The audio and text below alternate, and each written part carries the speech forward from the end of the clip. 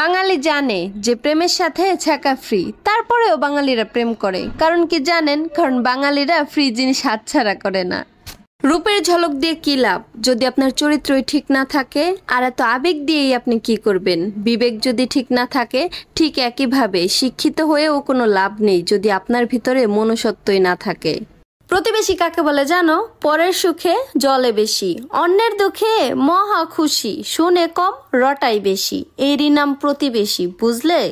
মাটি পোড়ালে ইট হয়, কিন্তু ইটের মধ্যে যদি আপনি সারাদিনও পানি ঢালেন তারপরেও সেটা আর কখনো মাটি হবে না। ঠিক তেমনি কোনো মানুষ যদি একবার মন থেকে উঠে যায়, তার সাথে দেখাও হবে, কথাও হবে, কিন্তু মনে আর কোনোদিন জায়গা হবে না। নারীকে সবজি দিলে তারা তরকারি বানিয়ে দিতে পারে, নারীকে ঘর দিলে তারা সংসার বানিয়ে দেখাতে পারে, নারীকে যদি ভালোবাসা দেওয়া হয় তাহলে তার পুরো জীবনটাই দিতে পারে। মোট কথা, নারীকে যা দিবেন তার দ্বিগুণ ফেরত পাবেন, হতে পারে সেটা ভালোবাসা কিংবা ঘৃণা। আচ্ছা, আপনারা কি জানেন স্ত্রী ব্যাংক কাকে বলে? স্বামীর পকেট থেকে টাকা চুরি করে আবার সেই টাকা স্বামীকেই ধার দিয়ে তার উপর লাভ বসানোকেই স্ত্রী ব্যাংক বলে। প্রিয় স্বামী যান, 2024 সাল তো চলেই যাইতেছে, আর এই 24 সালে আমি আপনার অনেক জ্বালাইছি, অনেক ঘাড়তেরামি করছি, তাই না? বিশ্বাস করেন, 2025 সাল আসলে আমি আপনারা আরো জ্বালাবো। একটা তিতা বাস্তব কথা কি জানেন?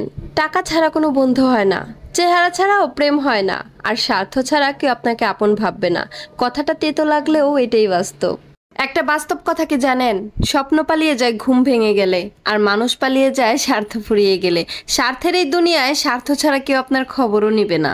চিরকাল নরম থাকতে নেই, মাঝে মাঝে শক্ত লোহার মতো হতে হয়, তা না হলে মানুষ তোমাকে নরম ভেবে পা দিয়ে পিষে চলে যাবে। কিছু কিছু বেডা মানুষ আছে যারা কিনা নিজের ভোরে ভাবে ডাল ভাত আর অন্যের ভোরে ভাবে পোলাও। তারা হয়তো জানেই না যে অনেক পুরুষ মানুষ তাদের ভোরেও না বিরিয়ানি ভাবে। চিরকাল কেউ কারো পাশে থাকে না। স্বার্থ ফুরিয়ে গেলে তোমার মূল্য কেমন জানো?